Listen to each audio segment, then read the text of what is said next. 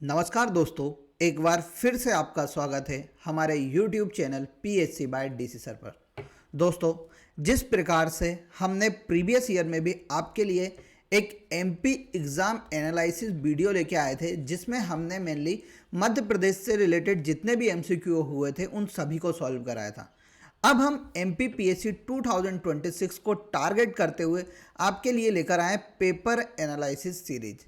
इसमें हम उन सभी पेपर का एनालिसिस कराएंगे जो कि हाल ही में MP PSC द्वारा आयोजित किए गए हैं, और उसके हम सभी टॉपिक्स को कवर करेंगे, चाहे वह यूनिट 9 के क्वेश्चन हो, चाहे वह MP GK के टॉपिक्स हो, चाहे वह पॉलिटी के हों, ज्योग्राफी के हों, हिस्ट्री के हों, उन सभी के MCQ अब हम एक एक करके आपके साथ डिस्कस करने वाले हैं। यह सीरीज आपके लिए रेगुलर रहने वाली है, जो कि आप हमारे YouTube channel PSC by DC sir पर डेली 8 PM पर देख सकते हैं।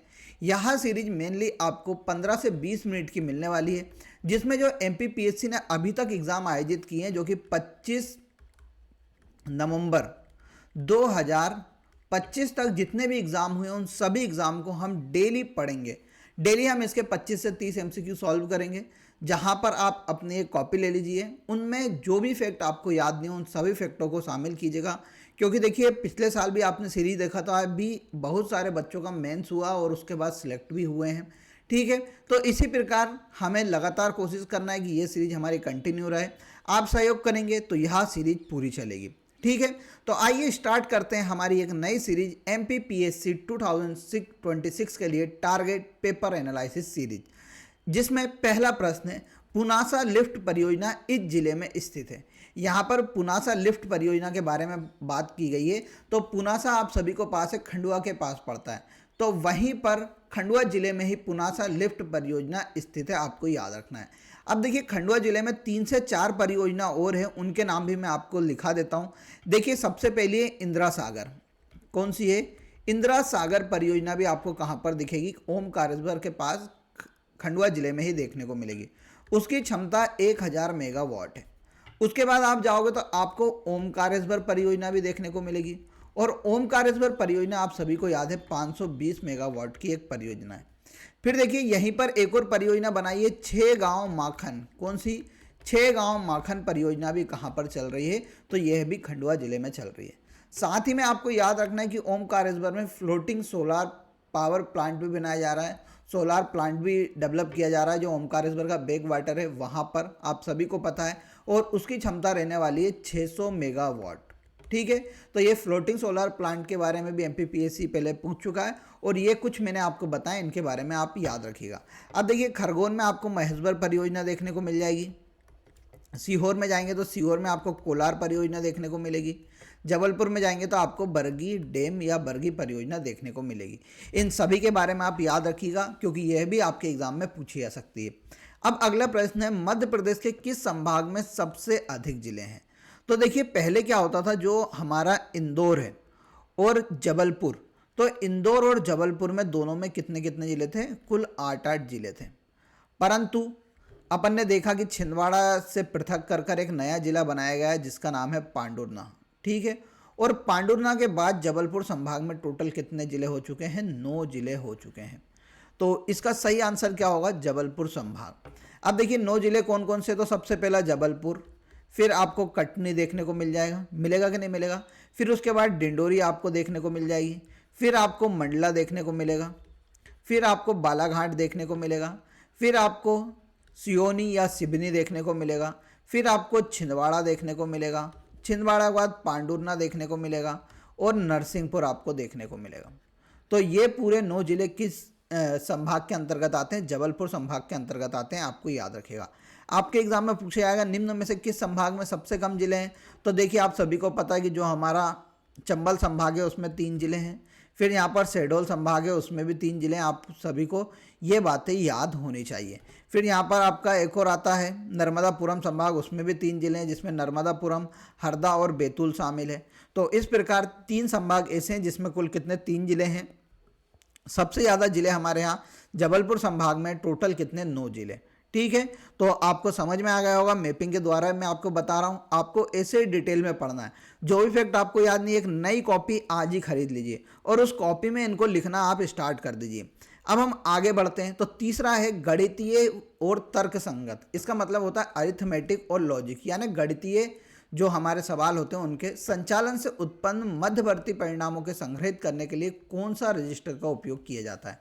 देखिए क्या होता है, एक हमारे यहाँ रजिस्टर्ड होता है, जो भी हम मैथमेटिकल ऑपरेशन करते हैं उस मैथमेटिकल ऑपरेशन को क्या करता है, वो स्टोरेज करता है टेम्पररी बेस पे, यानी टेम्पररी यानी थोड़ी देर के लिए उसे क्या करके रखता है, स्टोर करके रखता है जब हम अर्थमेटिक लॉजिक यूनिट्स करते हैं। यानी गणितीय कुछ भी हम सवाल करते हैं तो उसको टेम्पररी स्टोरेज करने के लिए एक रजिस्टर लगा होता है और वो रजिस्टर का नाम है एक्यूमुलेटर।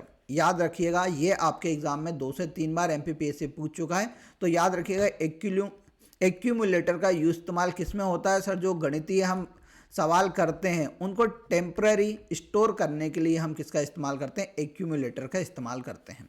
अगला प्रश्न है कागज और कैनवास का प्रयोग करने वाले प्रथम गोंड कलाकार कौन थे।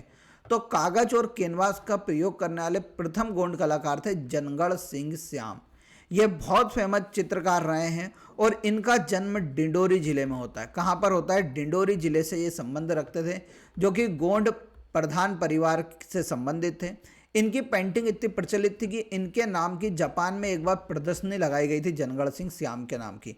और आपको याद रखना है कि जो हमारी विधानसभा है और विधानसभा के ऊपर जो आज हमें पेंटिंग देखने को मिलती है गोंड जनजाति वाली, वो किसके द्वारा की गई है, जनगढ़ सिंह श्याम के द्वारा ही की गई है, आपको याद रखना है। भज्जू श्याम भी इनके परिवार के, सुशीला श्याम भी इनके परिवार की हैं, जो कि गोंड कलाकार हैं। पर प्रथम पूछा है तो प्रथम का नाम कौन आ जाएगा, जनगढ़ सिंह श्याम। इनके जिले का नाम भी आपको याद रखना है, क्योंकि सेकेंड टॉपिक में आप सभी को पता है प्रमुख आदिवासी के बारे में पूछा जाता है, व्यक्तित्व के बारे में, जनजाति व्यक्तित्व के बारे में, तो उसमें यह प्रश्न आपका आ सकता है। फिर हम अगले प्रश्न पे चलते हैं। अगले प्रश्न पे चलने से पहले मैं आपको बता देता हूं कि एमपीपीएससी प्रीलिम्स के लिए 2026 के लिए हमने लाइव बैच लॉन्च कर दिया है और यह बैच मात्र 999 में आपको मिल रहा है और जल्दी से जाके रजिस्टर्ड कर लीजिए। इसमें हम केवल 100 बच्चे को एडमिशन देंगे। 100 बच्चों के बाद इसमें शायद ही हम एडमिशन लें, क्योंकि हम चाहते हैं कि हम सीमित लोगों को पढ़ाएं और अच्छा रिजल्ट दें। देखिए फीस भी हमने उसी के हिसाब से 999 रखी है कि आसानी से बच्चा खरीद सकता है और यहाँ मात्र 75 डेज का कोर्स होगा। 75 डेज में हम आपको एमपीपीएससी की सभी यूनिट को कंप्लीट करा देंगे। इसको ज्वाइन करने के लिए आप हमारी application PSC by DC sir को डाउनलोड कर लीजिए या हमारे दिए गए नंबर पर कांटेक्ट कर सकते हैं। देखिए इसकी मैं विशेषता बता देता हूँ कि हमें रिकॉर्डेड क्लास भी मिलेंगी लाइव के साथ साथ, ऑल टॉपिक्स की पीडीएफ मिलेगी जो भी पढ़ाया जाएगा, स्टडी मटेरियल आपको मिलेगा, मॉक टेस्ट कराए जाएंगे हर संडे के दिन। तो इन सभी के लिए आपको तैयार रहना है। इस बार हम तैयारी कुछ ऐसी कराने वाले हैं कि हमारे सफलता बैच से आपको जरूर सफलता मिलेगी। तो देखिए 1 दिसंबर से बिल्कुल ना भूलिएगा, 1 दिसंबर से हम आपके लिए क्या चालू कर रहे हैं, हमारा एमपीपीएससी प्रीलिम्स बैच चालू कर रहे हैं और उसी बैच में हम सभी लोगों को बहुत अच्छे से पढ़ाने वाले हैं। डीसी सर के मार्गदर्शन में यह क्लासेज चलेंगी और आप सभी को पता है डीसी सर का पढ़ाया हुआ एग्जाम में भी आता है और आप सभी को याद भी होता है। तो इस कोर्स को ज्वाइन करना बिल्कुल ना भूलिएगा। अब अगले प्रश्न पे चलते हैं। सूचना के अधिकार अधिनियम 2005 की किस धारा के अंतर्गत मध्य प्रदेश राज्य सूचना आयोग का वार्षिक प्रतिवेदन को विधानसभा के समक्ष प्रस्तुत किया जाता है। तो इसका राइट आंसर है धारा 25 के द्वारा जो राज्य सूचना आयोग है हमारा मध्य प्रदेश का, वह अपना वार्षिक प्रतिवेदन विधानसभा के समक्ष रखता है। अब देखिए अगला है IPv6 एड्रेस का आकार या साइज कितना होता है। एमपीपीएससी लगातार इसको रिपीट करता है। तो देखिए पहले मैं बता देता हूँ, IPv का मतलब होता है इंटरनेट प्रोटोकॉल वर्जन। क्या होता है, इंटरनेट प्रोटोकॉल वर्जन। और यह क्या होता है, मेनली ये एक प्रकार का हमारा पता होता है या एड्रेस होता है और जो एड्रेस होता है उसी एड्रेस पे किसी भी चीज़ को या इंटरनेट की सेवाओं को प्रदान किया जाता है, उसका नाम है IPv। अब 2 प्रकार के IPv थे, IPv4 आया पहले और उसके बाद इंटरनेट प्रोटोकॉल वर्जन 6 आया सिक्योरिटी के साथ। IPv4 का जो साइज़ था वह 32 बिट था और फिर हम जो आई है अभी, ठीक है, जो IPv6 है उसका साइज है 128 बिट्स। दोनों याद रखिएगा, दोनों एग्जाम में बार बार पूछे गए हैं, तो इसका राइट आंसर है 128 बिट्स। अगले पे चलते हैं। 1964 में मध्य प्रदेश के किस प्रागैतिहासिक स्थल में से लगभग 25,000 लघु पाषाण उपकरण प्राप्त हुए थे। तो देखिए 1964 की बात कर रहे हैं, तो अब ये इन्होंने करंट के हिसाब से पूछ लिया होगा या इतिहास के हिसाब से पूछा होगा, तो इसका राइट आंसर है आदमगढ़। अब देखिए आदमगढ़ की हम बात करते तो यह हमारे नर्मदापुरम जिले में पड़ता है। अब देखिए यहाँ पर आदमगढ़ में मेनली हमें क्या मिलती है, जो हमारी मेनली जो पुराने व्यक्ति थे उनकी वहाँ पर चित्रकारी भी हमें देखने को मिलती है। साथ ही वहाँ पर हमें आदमगढ़ की गुफाएं भी देखने को मिलती है। और इन आदमगढ़ की गुफाओं की खोज 1920 के दौरान एक मनोरंजन घोष नामक बहुत प्रसिद्ध आर्कियोलॉजिस्ट रहे हमारे यहाँ, उनके द्वारा आदमगढ़ की गुफाओं की खोज की गई थी। यहाँ पर बहुत सारे चित्र बने हुए हैं और उन चित्र के ऊपर बहुत सारे चित्रकारी है, जिसमें पशु चित्रण है, युद्ध का दृश्य, शिकार बताया गया है, मानव जीवन में क्या क्या क्रियाकलाप हुआ करती थी, उन सभी के बारे में यहाँ पर बताई गई है। पचमढ़ी भी आपको याद रखना है किस जिले में पड़ती, तो नर्मदापुरम जिले में पड़ती है। ठीक है। चूरना नामक एक जगह है पचमढ़ी के पास, जो कि शेरों के लिए प्रसिद्ध है। यहाँ भी कहाँ पर पड़ती है, नर्मदापुरम जिले में, यानी सतपुड़ा टाइगर रिजर्व के अंतर्गत यह आती है चूरना नामक जगह, और जो कि बहुत फेमस है टाइगर के लिए। अब देखिए कर्क रेखा मध्य प्रदेश के कितने जिलों से गुजरती है, तो बहुत बार पूछा गया है, तो आपको याद रखना है कितने जिलों से, 14 जिलों से होकर गुजरती है। एक बार और मैं आपको याद करा देता हूँ 14 जिले कौन से, कभी आपको याद नहीं है तो। और इसे बेटा रेगुलर बेसिस पे आप देखिए, मेरा केवल पढ़ाने का उद्देश्य नहीं है, मेरा उद्देश्य कि आपको चीज़ दिमाग में बैठे। तो देखिए सबसे पहले यहाँ पर पड़ता है रतलाम, कौन सा जिला, रतलाम। फिर यहाँ पर आपका आता है उज्जैन, कौन सा आता है, उज्जैन।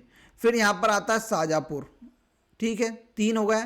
3 के बाद यहाँ पर आता है राजगढ़, राजगढ़ के बाद आ जाता है सीहोर, सीहोर के बाद यहाँ पर विदिशा, विदिशा के बाद आ जाता है भोपाल, ठीक है। वो एक और जिला कौन सा है, 4 जिले हो गए। उसके बाद यहाँ पर आ जाता है रायसेन, ठीक है। कितने हो गए, 5, 3, 8, जो भोपाल संभाग है उसके 5 जिलों से होकर गुजरती है। फिर आगे आप जाएंगे तो आपको आगे मिलेगा सागर, दमोह, कटनी, जबलपुर। कितने हो गए, 3, 3, 5, 8, 3, 11, 11 के बाद शहडोल, ठीक है। और किससे गुजरती है आप बताइए जल्दी, उमरिया। और एक जिला कौन सा बचा, उसका नाम आपको बताना है। बार बार पूछा जाता है निम्न में से किस जिले से कर्क रेखा नहीं गुजरती, तो देखिए जो हमारा इंदौर संभाग है, इंदौर संभाग के एक भी जिले से हमें क्या देखने को नहीं मिलती है, कर्क रेखा गुजरते नहीं देखने को मिलती है, ठीक है। तो ये सभी बातें आपको याद रखना है। इसमें एक जिला बचा हुआ है, उसका नाम आपको बताना है। अगले प्रश्न पे चलते हैं। मध्य प्रदेश में नदी मोड़ो डाइवर्जन प्रोजेक्ट इनमें से मुख्यतः किस नदी पर आधारित है, तो देखिए अभी इंदौर में हमने देखा कि इंदौर में जो कान नदी है, उस कान नदी में हमें बहुत गंदगी देखने को मिली, और उस गंदगी जो थी वो सीधे जाकर किस में मिलती थी, तो वहाँ मिल जाती थी शिप्रा नदी में। अब शिप्रा नदी में मिलती थी तो उसको क्या करने की बात कही गई है, उसे मोड़ने की बात कही है, डाइवर्जन की बात की गई है कि इसका पानी सीधे शिप्रा नदी में नहीं मिले। तो यहाँ मुख्य रूप से किस नदी पर चलाया जा रहा है, कान नदी पर चलाया जा रहा है। तेजाजी महाराज का मुख्य तीर्थ स्थल राजस्थान में कहाँ पर है, तो तेजाजी महाराज आप सभी को पता है सुरसूरा राजस्थान में उनका प्रमुख तीर्थ स्थल है। और मध्य प्रदेश में तेजाजी गायन बहुत प्रसिद्ध है। और तेजाजी गायन में मेनली तेजाजी की वीरता की जो कहानियाँ होती हैं उन्हें सुनाया जाता है वीर रस में। यहाँ मध्य प्रदेश के मालवा क्षेत्र में सबसे ज़्यादा प्रचलित है, ये बात आपको याद रखना है। अब अगले प्रश्न पे हम चलते हैं। संविधान के किस भाग में अनुसूचित जनजातियों के लिए विशेष उपबंध किए गए, तो इसका सही आंसर है 16। कौन सा भाग है, 16। 16 भाग में मुख्य रूप से अनुसूचित जनजातियों के लिए विशेष उपबंध किए गए हैं। लगभग 330 से लेकर 342 ए तक अनुसूचित जाति और जनजाति के लिए विशेष प्रावधान किए गए हैं। मैं कुछ आपको बता देता हूं। जैसा अनुच्छेद 332 के तहत अनुसूचित जनजातियों को विधानसभा और लोकसभा की सीटों में आरक्षण का प्रावधान किया गया है। फिर यहाँ पर 335 में उन्होंने सरकारी नौकरियों से संबंधित कुछ प्रावधान है। फिर 338 ए के तहत राष्ट्रीय अनुसूचित जनजाति आयोग की स्थापना का प्रावधान है। फिर अनुच्छेद 342 उसमें कहा गया है कि राष्ट्रपति किसी भी क्षेत्र को अनुसूचित जनजाति क्षेत्र घोषित कर सकता है या उनके लिए विशेष प्रावधान कर सकता है। तो ये कुछ प्रमुख आपको मैंने अनुच्छेद बता दिए हैं, याद रखिएगा। अब मांडू सुल्तान हुसंग शाह का अन्य नाम क्या था, तो उसका अन्य नाम था अल्प खां। और हुसंग शाह के द्वारा वहाँ पर हुसंग शाह का मकबरा बनवाया गया था, जो कि कहा जाता है कि संगमरमर में निर्मित प्रथम मकबरा है, ठीक है। तो यह बात आपको याद रखनी है। आगे हम चलते हैं। वर्ष 2020-21 में मध्य प्रदेश में मक्का के उत्पादन एवं क्षेत्रफल के संबंध में कौन सा कथन सत्य है?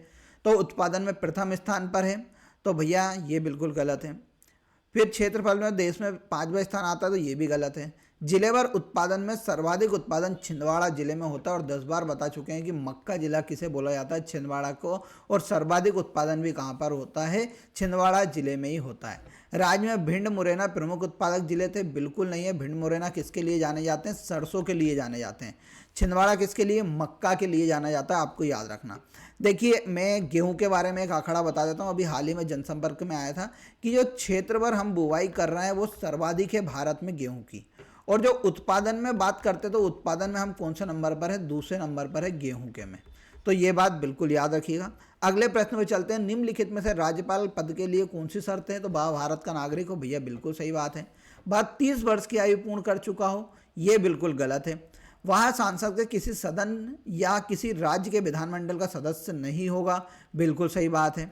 या वह कोई अन्य लाभ का पद धारण नहीं करेगा, यह भी बिल्कुल सही बात है। इसका राइट आंसर क्या है? 30 वर्ष। तो यहाँ पर देखिए पहला, तीसरा, चौथा, तो आंसर कौन सा होएगा? डी। अब कितनी आयु होना चाहिए ये आपको पता होना चाहिए, तो उसकी आयु होना चाहिए 35 वर्ष। जिस भी व्यक्ति की आयु 35 वर्ष से ऊपर होती है या 35 वर्ष होती है, उसे क्या बनाया जाता है? राज्यपाल बनाया जाता है। और यह किस अनुच्छेद में लिखा है? तो यह लिखा हुआ है अनुच्छेद 155 में। किस में लिखा हुआ है? अनुच्छेद 157 में, सॉरी 155 में बोला गया है कि राज्यपाल की नियुक्ति की बात की गई है। 155 में, 157 में उसके आयु से संबंधित बात करी गई है। अगले प्रश्न पे चले, उससे पहले मैं प्रीलिम्स टेस्ट सीरीज के बारे में बता देता हूँ। तो देखो बच्चों, हमारे यहाँ 2 टेस्ट सीरीज चल रही हैं। एक हमारे यहाँ जो टेस्ट सीरीज है वहाँ है यूनिट वाइज प्लस FLT। इसमें 50 यूनिट वाइज प्लस 25 FLT यहाँ आपको मात्र 350 में मिलेगी। एक हमारे यहाँ चल रही है जिसमें 50 FLT है और यह आपको मिलेगी मात्र 199 में। ये दोनों टेस्ट सीरीज कंटिन्यू हुए। कभी आपने इस 50 FLT वाली को एक बार ज्वाइन कर लिया तो देखिए ऐसा नहीं है कि सर अब तो टेस्ट निकल गए, हम कैसे दे पाएंगे? टेस्ट नहीं निकलते हैं बेटा। आप आज से ज्वाइन करेंगे तो आप 21 से देना चालू करेंगे तो 30 टेस्ट आपके सामने होंगे और इन टेस्टों को टाइम निकालकर आप लगा लीजिएगा। तो आपके पास लगभग 5000 फैक्ट आपको याद होंगे जब आप MPPSC में जाएंगे। और यह टेस्ट सीरीज बिल्कुल अपडेट है। नवंबर का करंट अफेयर भी आपको इन टेस्ट में देखने को मिलेगा और साथ में जो प्रीवियस ईयर में क्वेश्चंस आए हैं वो भी आपको इन टेस्ट सीरीज में बिल्कुल मिलने वाले हैं। तो इसे ज्वाइन करना बिल्कुल ना भूलिएगा। अगले प्रश्न पे चलते हैं। वर्ष 2011 की जनगणना के अनुसार मध्य प्रदेश में सबसे कम जनसंख्या वाला जिला कौन सा है? तो आप सभी को पता है हरदा है। और सर्वाधिक वाला कौन सा है? तो सर्वाधिक वाला है इंदौर। डिंडोरी आप सभी को पता है सबसे कम जनसंख्या घनत्व हमें कहाँ पर देखने को मिलता है? डिंडोरी में देखने को मिलता है। सर्वाधिक जनसंख्या घनत्व हमें कहाँ पर देखने को मिलता है? तो भोपाल में देखने को मिलता है, 855। फिर हम आगे चलते हैं। दर्जनपुर तीर्थंकरों की मूर्तियां किस गुप्त शासक के काल में निर्मित की गई थी? तो उनका नाम है रामगुप्त, आपको याद रखना है। अगले प्रश्न पे चलते हैं। यदि n डेटा बिंदुओं के किसी सेट में सबसे बड़े मान को बढ़ाया जाए या सबसे छोटे मान को घटाया जाए तो निम्नलिखित कौन सा सांख्यिकीय माप अपरिवर्तित रहेगा? तो इसका राइट आंसर है माध्यिका यानी मीडियन, उसमें क्या रहेगा? अपरिवर्तित रहेगा। अब मध्य प्रदेश में किस जिले में विश्व प्रसिद्ध खूनी भंडारा है? तो खूनी भंडारा आप सभी को पता है बुरहानपुर जिले में है। और खूनी भंडारा मुख्य रूप से एक जल निकाय है जिसके द्वारा मध्यकाल में मेनली पूरे बुरहानपुर को पानी सप्लाई किया जाता था। आज भी उसका इस्तेमाल किया जाता है। इसे यूनेस्को ने अपनी टेंटेटिव लिस्ट में शामिल किया गया था, इसलिए यह चर्चाओं में आया। बुरहानपुर में आपको याद रखना है कि एक वहाँ पर जामा मस्जिद है और जामा मस्जिद पे हमें अरबी और संस्कृत लेख देखने को मिलते हैं।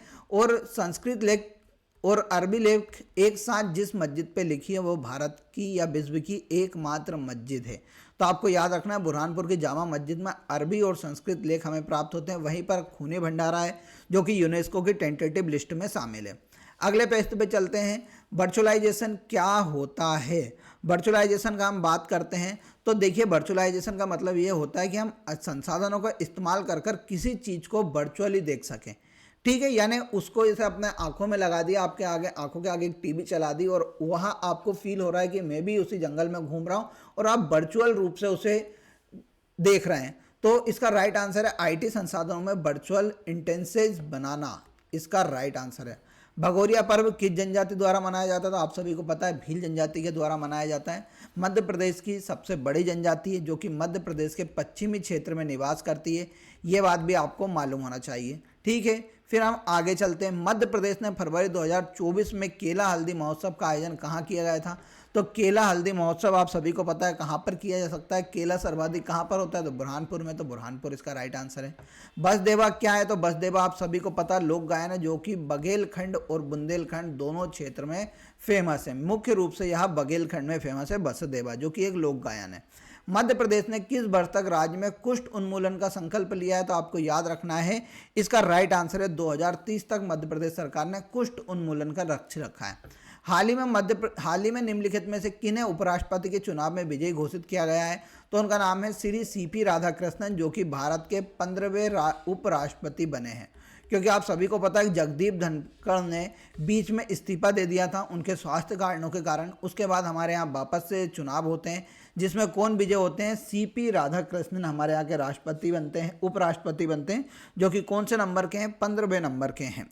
फिर आगे चले उससे पहले एक और बार मैं कोर्स के बारे में बता दूं। बेटा लाइव क्लासेस 1 दिसंबर से होंगी, तो जल्दी से इसे ज्वाइन कर लीजिए। तो आपको हम हमारे ग्रुप में जोड़ लेंगे जिसमें डेली लाइव क्लासेस का आपको नोटिफिकेशन मिलेगा, साथ में वहीं पर आपको पीडीएफ भी दी जाएंगी। तो आप इस ग्रुप को ज्वाइन बिल्कुल करना ना भूलिएगा। इस कोर्स को ज्वाइन कर लो, इस ग्रुप में हम आपको ऑटोमेटिक ऐड कर देंगे।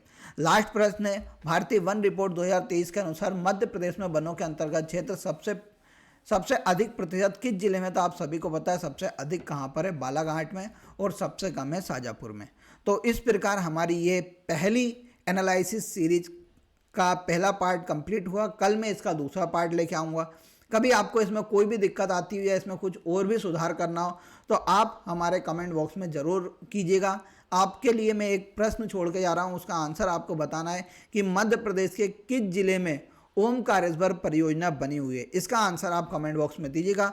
मिलेंगे कल वापस से इसी सीरीज के साथ, तब तक के लिए जय हिंद, जय भारत।